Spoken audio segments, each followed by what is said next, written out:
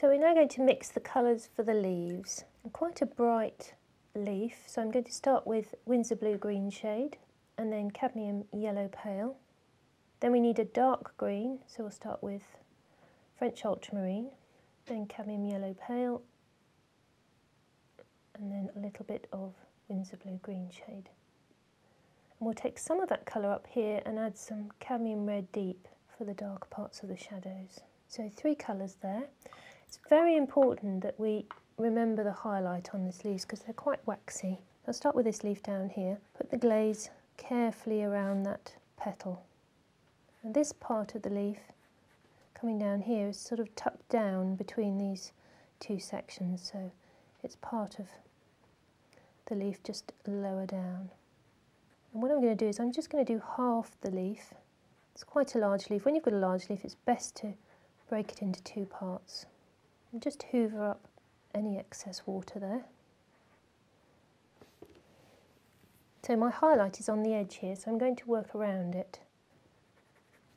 You can see when I put it on the paper it's not yellow enough, so I'm just drag a little bit more of that cadmium yellow into there.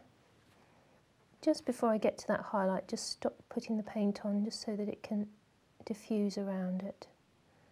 Slow down when you get near the petal because that's very important that we don't overlap.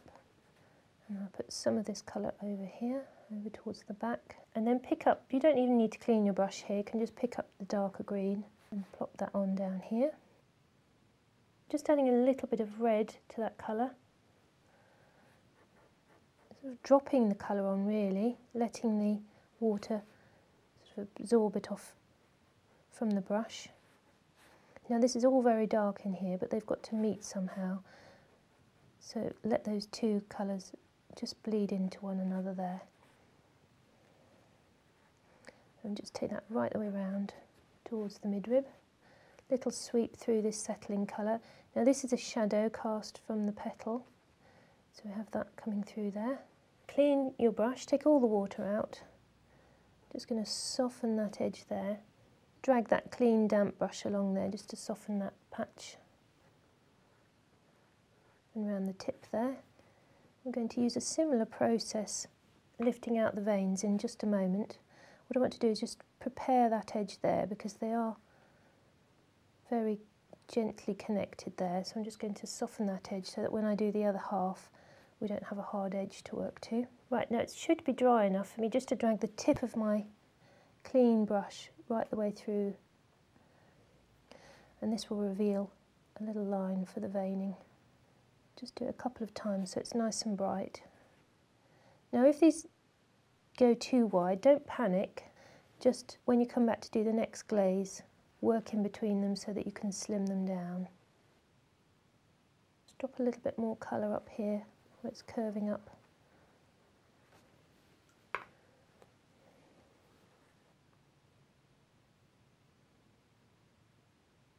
And then leave that to dry.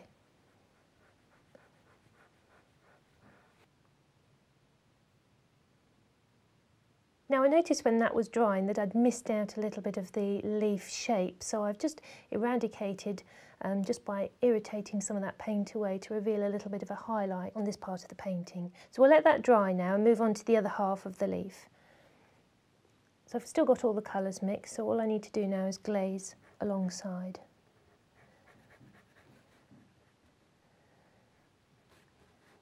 So we're just seeing this folded edge of the leaf there. And this bit overlapping that part of the leaf. So we use the brighter green. And this has got a very distinct highlight right on the curve. So make sure that you paint around that. It's much more effective to let it soften around than to try and lift it out afterwards. So quite a wet glaze here. Important to have plenty of time so that you can get back and lift out any of the veins. To put a nice sharp edge here. Come right up to that midrib there. There's a little bit of light right on the top of here, so I'm going to keep that fairly wet and pale. and just go straight into your dark colour there to just drag in the darker corner.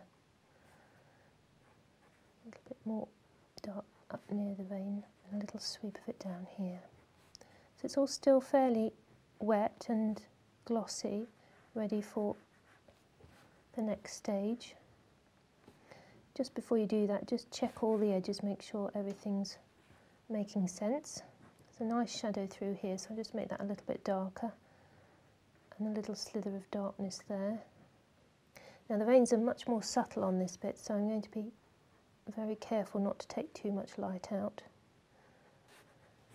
What I'm doing here is just encouraging the colours to mix very gently and then sweep through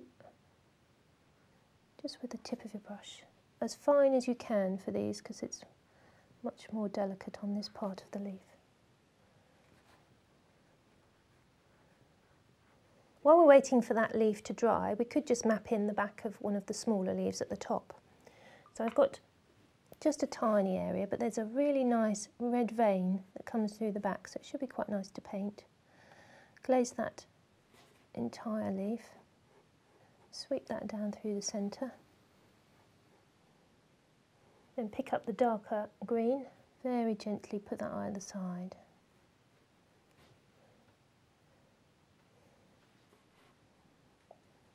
Try and leave a flash of that bright green right the way through the middle.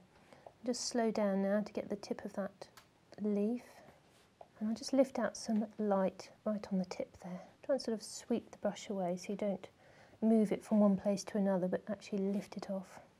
And just very carefully put on this slightly pink edge. And then what I do is just with the tip of the brush, just soften the tip of that away. So just before that dries, I'm going to lift out the very fine veins that you can see. Now these are very subtle because of the lighting, so I've left it quite late. You won't see much of it, it'll just be an indication of it. I'm happy with that, so I'm going to leave that to dry. Well, we'll come back to the first leaf now and fill in some of the extra detail and deeper colour. What I want to do is paint in between these veins with some deeper colour. I've got my original mixes here. I'm just going to make them a little bit more vibrant by adding some more yellow and blue. Maybe a touch of red to the darker green, a touch more red I should say. So it's French ultramarine and red and the yellow. And a little bit of the Winsor blue green shade. So what I'm going to do is paint as close as I can to that vein that I lifted out to slim it down and also darken the green next to it. I'm going to use whichever green I think suitable at whichever stage. So here I'm using a mix of the pale green and the dark green.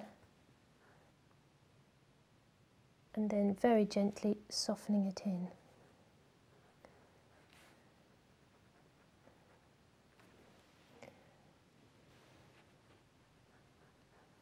You can also leave little patches of light for veins that you missed out on the first wash. Make sure the veins taper as well towards the outside. As they get to the edge of the leaf, they get finer and finer. Just going to turn my hand around here so I can get as close to that vein as possible.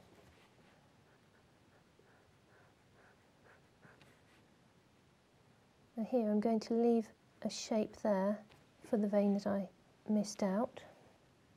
Just soften that out there. And then use a darker green to the other side of it.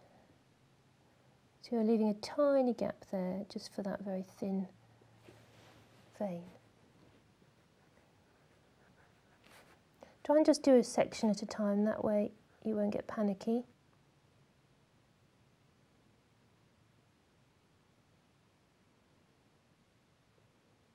What I'm going to do now is I'm going to paint on some very fine veins with a darker colour and then let those dry and glaze it again in a moment.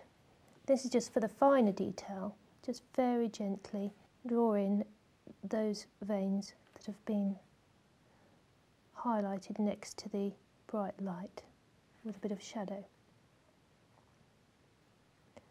I like to put these in before I do the finishing glaze because the finishing glaze usually softens them. So I'll just go over the whole of this now, adding in those tiny veins. While I'm in the area, if there's another little shadow to put in, I'll map that in as well. Now what I'm going to do is just drop in this brighter green over the top of some areas, just to knock back some of that detail.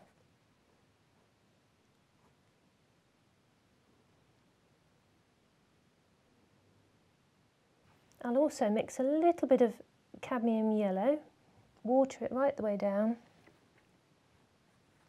and then paint in the midrib. Just put a little bit towards the top of the other ones as well and soften that in. So I've finished that leaf now, and I'm going to continue to map in the rest of the leaves using the same techniques and the same colours.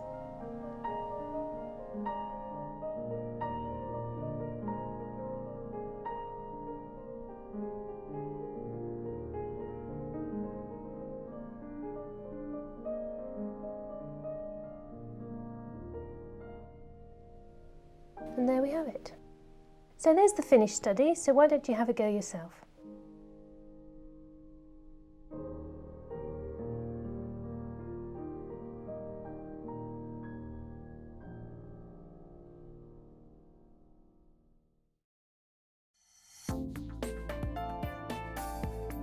Now available to buy. Try these techniques at home whenever you wish. The extended DVD of today's workshop and the book that accompanies this series are now available from the Painting and Drawing channel. For further information and to order your copy, go to www.paintingdrawingchannel.com.